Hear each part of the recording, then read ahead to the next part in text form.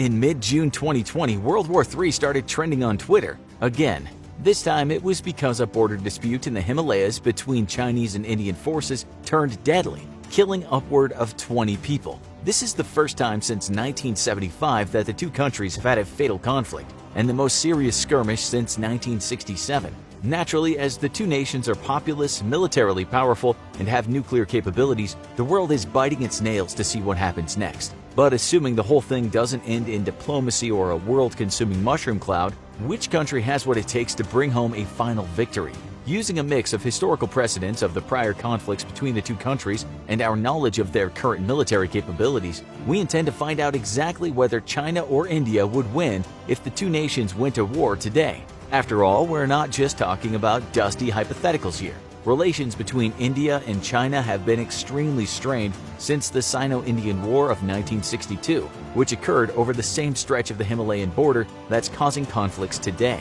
India had granted the Dalai Lama asylum within their borders after the fallout of the 1959 Tibetan Uprising, already putting them in China's bad books. And with China's military encroaching on the line of actual control, the demarcation line that separates Indian and Chinese territory in the Himalayas, a military skirmish was practically inevitable. The resulting conflict was short-lived, lasting only 1 month and 1 day between October and November of 1962. The People's Liberation Army of China had a vast numerical superiority over India's military forces, and India suffered significantly greater losses, with nearly double China's deaths, many wounded, and over 3,000 captured.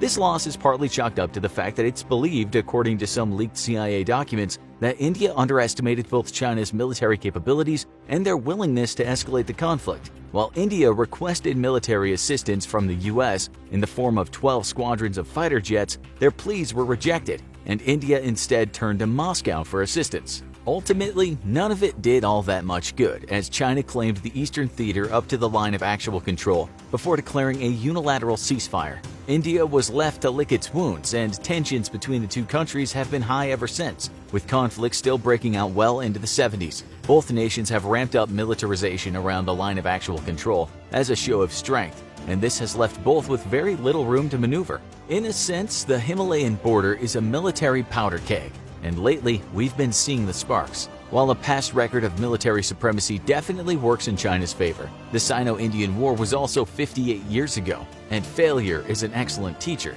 India has been engaged in frequent conflicts since the Sino-Indian War, giving their combatants invaluable battlefield experience. India is widely believed to have won every conflict they engaged in post-Sino-Indian War, with the exception of the Indo-Pakistani War of 1965, which ended in a ceasefire. China comparatively fought its last considerable conflict against Vietnamese forces in 1979. Once again, experience won out here, as the Vietnamese, who'd recently honed their skills in battle against the forces of the United States, are largely considered to have handed China's asses to them.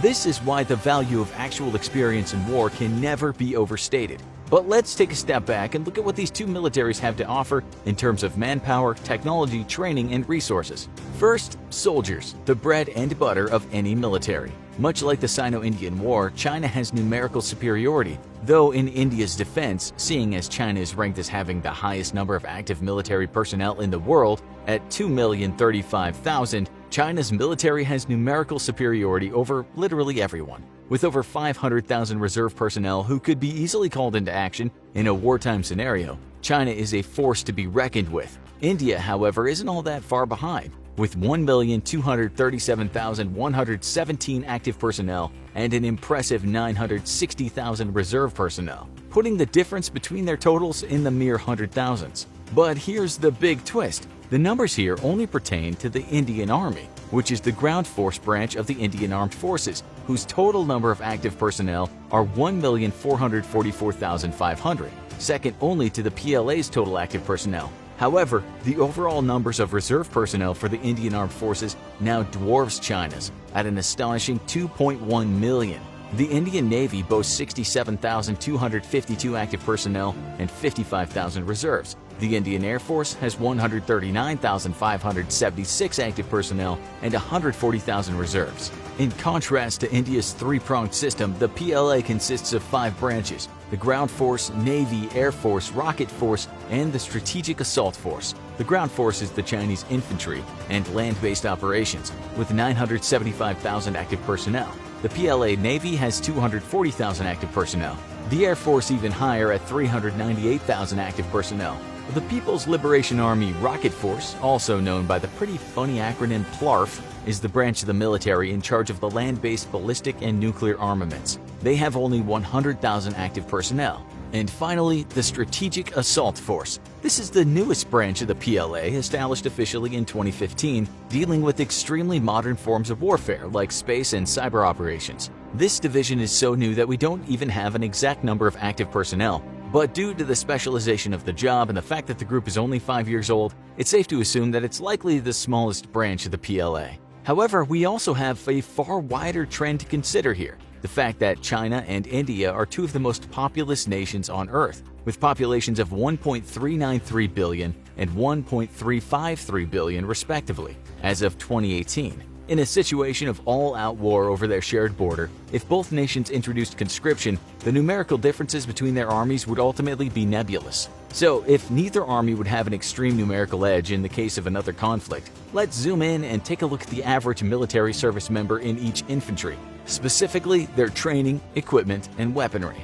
Thankfully for India, they've grown to invest in more intensive military training over the years, including joint operations training with the British, US, Japanese, French, and Australian militaries as their involvement in the UN deepened.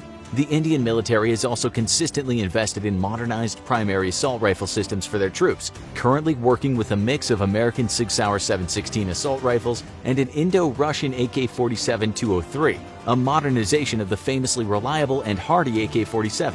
As of 2018, Indian infantry troops are fitted with SMPP ballistic armor, even capable of withstanding blasts from the steel core rounds fired out of an AK-47. All these factors add up to one formidable individual soldier. China's infantry troops don't have quite the same thing going for them. Modern Chinese military training has been criticized for years for its lack of useful applications in real-life combat scenarios, meaning the average military skills of a Chinese infantryman may leave something to be desired compared to their Indian counterparts. They're formidable in the rifle department with the QBZ-95-1, a reliable bullpup rifle which performs best at long range. However, despite China being one of the world's most prolific exporters of body armor, it hasn't historically fitted its troops with that same standard of protection. The PLA is notorious for its light loadout, often leaving soldiers ill-prepared for taking fire, and giving the Indian infantry troops a huge comparative advantage. However, this may change in the not-too-distant future. According to a report from Global Times, China is investing heavily in updating and modernizing its training system, as well as planning on procuring 1.4 million units of high-quality body armor for the PLA. While this isn't currently a certainty, if these plans do go through, any advantages that the Indian Army may have had on an individual soldier level would essentially evaporate, leaving them dead even once again. But these days, war is far more complex than a large group of armed men running at each other and fighting down to the last one standing. In modern warfare, technology can give militaries the crucial edge they need to secure a victory over the enemy. Since 2008, China and India have ranked second and third respectively in global military spending, but the gap between them is still pretty immense. Last year, China spent an astonishing $261 billion on military development, compared to India's far smaller $71.1 billion. This disparity becomes a little more natural when you realize that China's economy is 5 times the size of India's. Let's take a look at how these numbers actually translate into vehicles for their armies, navies, and air forces. While China is generally packing more hardware than India, one exception is in the world of tanks, where India's over 4,200 stands over 1,000 units greater than China's 3,200 plus tanks. However, this doesn't paint the whole picture of China's ground capabilities. If we're looking at the number of armored ground vehicles overall, China's 33,000 dwarfs India's 8,600, giving them considerable ground superiority, bolstered by the fact that they have 10 times more rocket projectors than their Indian counterparts. China also holds dominance over the skies with 3,210 aircraft compared to India's 2,123. It also has approximately double the fighter and interceptor jets and 507 workable airports compared to India's 346. Once again, sadly for India, this trend continues into the country's navies. In terms of total naval assets, China outnumbers India by 777 to 285. More specifically, it has 74 submarines to India's 16. 36 destroyers to India's 11, and if wars were decided on equipment alone, it's unquestionable that China would take the win here. Of course, while nobody on Earth wants the conflict to escalate to this point for the sake of all human life, we'd be remiss to not return to the fact that China and India are both nuclear nations. If the war ever did become an exchange of nuclear force, who would come out on top? Well, for a number of reasons, China has a clear edge here. Not only did they develop their nuclear capabilities just over a decade earlier than India in 1964, New Delhi wouldn't have its first nuke until 1975, but their nuclear arsenal is also double the size of India's with a far quicker growth rate. China has a stockpile of 320 nuclear warheads, having grown by 40 in the past year. Compare this to India with only 150 nuclear warheads, which grew by a mere 10 in the past year. Both nations can deploy these warheads via the nuclear triad of missiles, submarines, and bombers, and thankfully for the human race, both have a no first strike policy. This means the warheads can only be used in retaliation to another nuclear attack, making it less likely that either country would want to strike first. Of course, if either did, all of us would ultimately lose from the resulting radioactive firefight. But on sheer numbers, China takes the clear win with regard to nuclear capabilities. One final factor worth considering is one that's rarely mentioned in a lot of abstract military planning: allies. While it's easy to think of war purely in terms of enemies, your diplomatic and military friends can also be a make or break factor in determining the outcome of a conflict. While China could largely be working a solo war against India with the exception of perhaps Pakistan, a country with fraught relationships with India to say the least, India itself has been building diplomatic relationships with a number of extremely valuable allies. These include the United States, a country with the highest military spending in the world, who under President Trump have gone cold on relations with China while referring to India as a major defense partner. India has also developed strong diplomatic ties to Japan, France, and Australia through performing a number of joint military drills with all of them. Having these various world powers behind them gives India a serious combat edge over China, providing these allies come to India's side in their time of need. While the US could be India's greatest ally in this speculative war, foreign policy under President Trump has been known to be capricious and unreliable to other allies, such as the Kurdish forces in Syria in 2019. So there's really no way of telling for sure. So back to our big question: who would win in a modern conflict between India and China? Turns out it's a lot more complex than you may have thought. While a layman might assume that China's apparent numerical and monetary advantages handed an easy win, these advantages can be neutralized by India's stronger troops, who are better equipped, better trained, and more experienced, and its greater network of powerful allies. Then there's the strategic picture, as while the Indian Navy is smaller than the Chinese Navy, India itself is situated on the jugular of Chinese trade, so to speak. Chinese trade ships must pass through the Indian Ocean to reach their destinations, and while China may have a larger fleet, it's not very well equipped to conduct operations far from its own shores. With only 2 aircraft carriers with a capacity of about 24 aircraft between them, and one not even being operational yet, any Chinese incursion into the Indian Ocean to protect its trade fleets would be disastrous, as the Chinese task force would be brutally pounded by Indian air and naval power. With China receiving the bulk of its oil from maritime trade routes, a protracted war between the two nations would inevitably cripple the Chinese military and industry both. India would simply have to fight defensively, as the terrain separating India and China is extremely difficult and well suited to defensive warfare.